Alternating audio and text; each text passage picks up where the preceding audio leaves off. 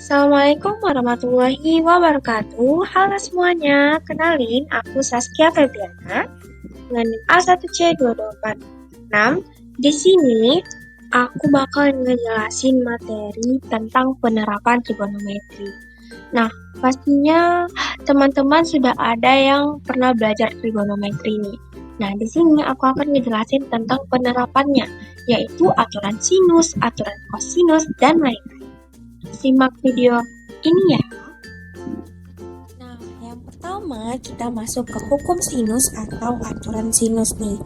Nah, sinus seperti yang kita ketahui dalam matematika itu adalah perbandingan sisi segitiga yang ada di depan sudut dengan sisi miringnya. Nah, dengan catatan bahwa segitiga itu adalah segitiga siku-siku nih teman-teman. Nih, jadi aturan sinus tadi itu adalah perbandingan antara panjang sisi segitiga dengan sinus menghadapnya yang memiliki nilai yang sama. Nah, yang mana jika kita lihat pada segitiga tersebut, nah itu kita memperoleh rumus yaitu A per sin A sama dengan B per sin B sama dengan C per sin C.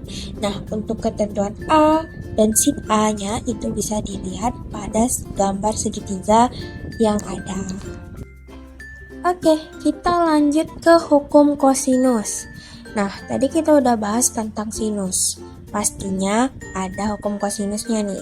Nah, hukum kosinus itu adalah aturan dalam trigonometri yang menunjukkan hubungan antara panjang sisi-sisi segitiga dan kosinus dari salah satu sudutnya.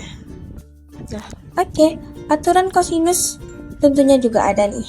Nah, aturan kosinus itu adalah aturan yang menceritakan hubungan antara kuadrat panjang pada sisi dan nilai kosinus dari satu sudut segitiga.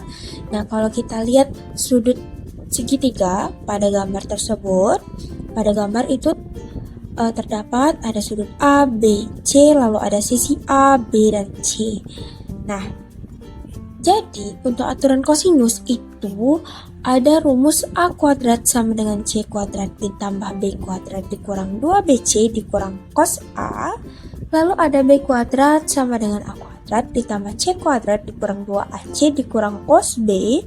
Lalu ada C kuadrat sama dengan A kuadrat ditambah B kuadrat dikurang 2AB dikurang cos C. Nah, untuk ketentuan A-nya C, B, atau cos A itu juga bisa dilihat pada gambar. Jadi kalau misalnya kita nemu soal dengan gambar tersebut, lalu kita ketahui nih A-nya berapa, B-nya berapa, lalu sudut A atau sudut B atau sudut C-nya berapa, terus kita disuruh nyari sudut C. Kita disuruh mencari sisi C.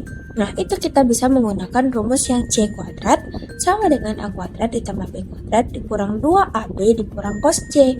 Jadi sesuai dengan apa yang mau dicari dan apa yang diketahui. Nah, lalu kita masuk ke aplikasi trigonometri pada luas segitiga. Jadi ada dua bagian rumus yang bisa kita gunakan nih. Nah, kalau ada nih suatu segitiga yang bukan siku-siku, jadi kita bisa mencari luas segitiganya itu dengan rumus A kuadrat sin B dikali sin C per 2 sin A, atau ada B kuadrat sin dikali sin A dikali sin C per 2 sin B, lalu ada C kuadrat dikali sin A dikali sin B per 2 sin C.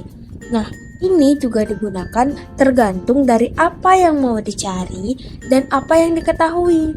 Kalau kita mengetahui rumus, kita mengetahui luasnya berapa, lalu kita ingin mencari sin A, lalu diketahui sudut B, sudut C, dan nilai panjang dari A, itu kita bisa menggunakan rumus yang luas segitiga ABC sama dengan A kuadrat dikali sin B dikali sin C per 2 sin A.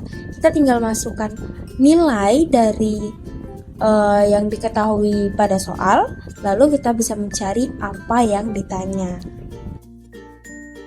Lalu kita juga bisa menggunakan rumus luas segitiga ABC yang sama dengan setengah AB sin C, lalu ada setengah BC sin A, dan setengah AC sin B. Nah, apa nih bedanya rumus luas segitiga yang tadi sama yang satu ini?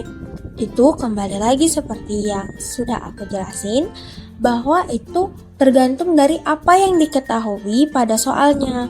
Kalau misalnya yang diketahui itu kita tahu panjang dua sisi, misalnya A sama B, lalu kita tahu sudut C, maka kita bisa menggunakan rumus yang luas segitiga ABC sama dengan setengah AB kali sin C. Nah, tapi kalau kita tahu salah satu sisi dan tiga sudutnya itu, maka kita bisa menggunakan rumus yang awal tadi. Nah, tadi kan udah aku jelasin nih, hukum sinus, kosinus selalu ada penerapannya dengan segitiga dan rumus-rumus yang sudah aku berikan. Nah, tentunya ada latihan soal yang bisa kalian kerjakan dan kalian coba dengan menggunakan rumus-rumus yang sudah aku jelasin tadi. Ingat ya, kita menggunakan rumus sesuai dengan apa yang diketahui dan apa yang ditanya pada soal. Oke, baiklah, kita sudah berada di ujung video. Terima kasih atas perhatian yang telah diberikan untuk menonton video ini hingga akhir.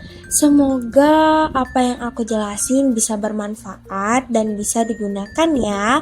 Terima kasih, bye-bye.